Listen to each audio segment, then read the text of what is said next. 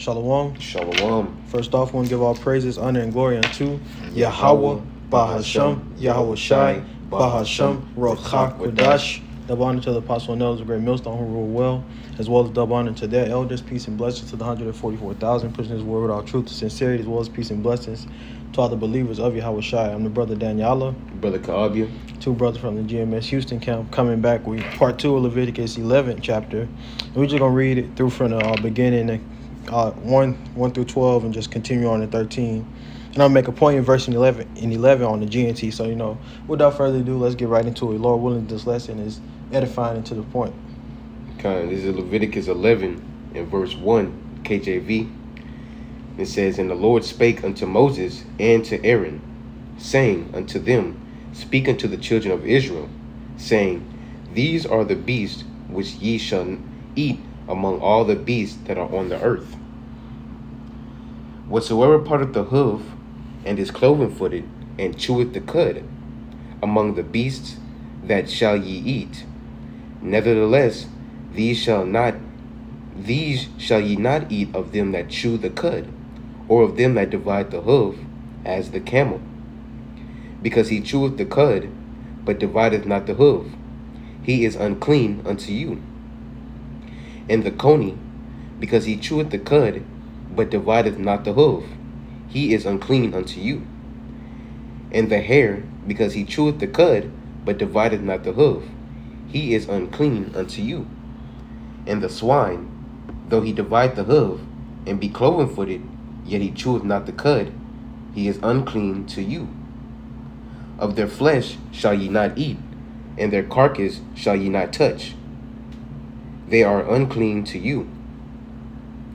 These shall ye eat of all that are in the waters, whatsoever have fins and scales in the waters, in the seas, and in the rivers, them shall ye eat. And all that have not fins and scales in the seas, and in the rivers, of all that move in the waters, and of any living thing which is in the waters, they shall be an abomination unto you. You can read in KJV first and then get in GNT. Verse 11, KJV, Leviticus 11 and 11. They shall be even an abomination unto you. Ye shall not eat of their flesh, but ye shall have their carcasses in abomination. I want to just make a point on that the word carcasses right there. That's like I made in the previous part 1. A carcass, that's the dead animal. I mean, it's like the dead corpse of an animal.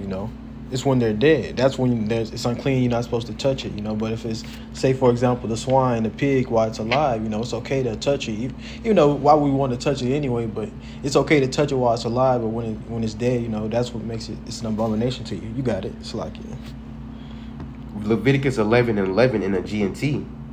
Such creatures must be considered unclean. You must not eat them or even touch their dead bodies. Just the point right there. You make it real plain right there. You must not eat them or even touch their dead bodies. Okay, you go back to the KJV. And so, just to recap, we're about to get into our verses 13 through 24. You got it, verse 12. Verse 12, KJV. Whatsoever have no fins nor scales in the waters, that shall be an abomination unto you. Verse 13. And these are they which ye shall have in abomination among the fowls. They shall not be eaten. They are an abomination. The eagle, and the ostrich, and the offspray. And it's like we're not gonna Google and show all of these animals. All it takes is a quick Google search, and it'll show you these different unclean birds. That we shouldn't be eating. You got it. And the osprey, and the vulture, and the kite after his kind, every raven after his kind, and the owl, and the nighthawk, and the cacao kind, and the cacao, and the hawk after his kind, and the little owl, and the cormorant, and the great owl, and the swan, and the pelican, and the gyre eagle, and the stork, and heron after her kind, and the lapwing, and the lapwing, and the bat, kind of that, and our people, so-called Negroes, Latino, Native Americans, we don't got no problem with this. It's really that swine, that pig. You can't stay away from that. Right. Yeah, I don't see Jay eating no bats or shit, vultures. Nah, Jake is through and true to that chicken, man. We love us some chicken, but Right. You got it. Keep going. And the lapwing, and the bat, all fowls that creep, going upon all four, shall be an abomination unto you. And I want to go into this word fowl right here in a linear, because just reading it, verbatim, you'll think it's talking about a fowl, a bird, that creeps on all. What is a bird that creeps on all four? Yeah, that doesn't exist, Well, to the best of our knowledge, But going to that word in the linear is H5775, and that's IWAP. And then I'll learn the biblical usage. You see, it says flying creature, fowl, insects, birds. Then the B definition, it says winged insects, because that's what it's talking about right there, insects. And we're going to, as we continue on, it's going to be even clearer that it's talking about insects right here. So you can start at verse 20 again and keep going. All right, verse 20. All fowls that creep, going upon all four, shall be an abomination unto you. Yet these may ye eat of every flying creeping thing that goeth upon all four, which have legs above their feet to leap withal upon the earth. It says, yet these may ye eat of every flying creeping thing that goeth upon all four.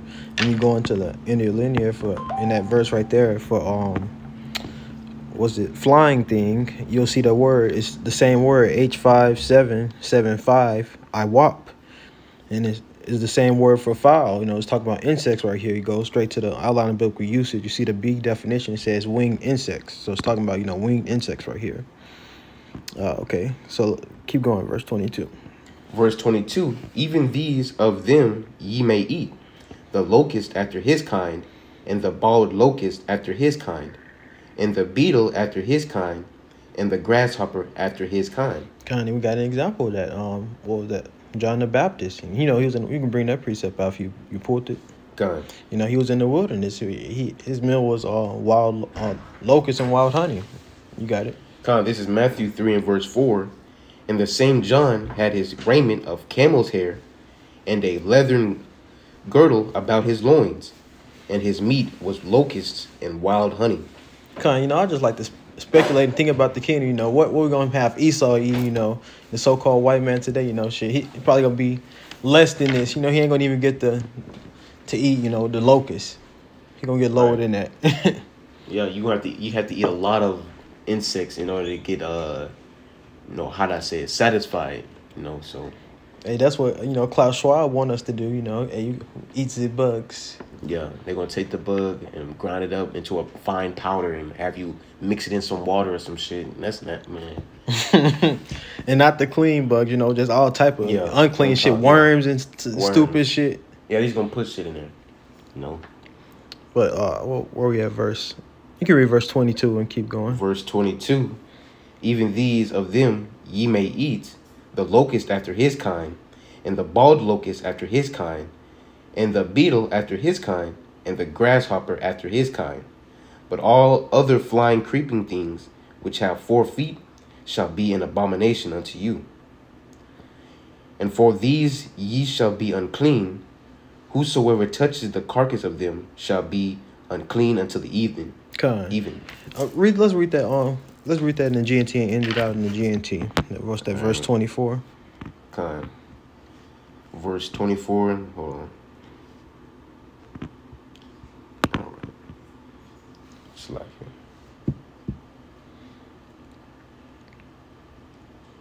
All right, this is verse 24 in the GNT. If you touch the dead bodies of the following animals, you will be unclean until the evening. That's the part. That was the end of verse 24. But yeah, so once again, just stating it clearly, you touch the dead body of these, these unclean animals that are abomination until it's just going to make you unclean, until your house by Shem Yahushai. And you can be unclean, all right, on the Sabbath. All right, you have camps that say you can have sex on the Sabbath, but you go into Leviticus, the 15th chapter, going into having sex, all right, it makes you unclean. All right, so if you're unclean on the Sabbath, which you're supposed to keep in the 10 Commandments, all right, keep the Sabbath holy. All right, what does it mean to be holy? All right, to be separate from the unclean, to be separate from wickedness, man. All right, on that day. So if you're unclean, all right, on the Sabbath day, then you basically sinning. All right, you're not holy. Okay, but that was pretty much it. God. Well, that's all I had. Lord will we come back with the next 12 verses. But with that, we can give our praises, honor, and glory unto Yahweh, Bahashem, Yahweh Shai, Bahashem, Ruach Kodash. The one to the apostle and elders, great millstone who rule well. Peace and blessings to the 144,000 pushing his word with all truth and sincerity, as well as peace and blessings to all the believers of Yahweh Shai. Shalom. Shalom.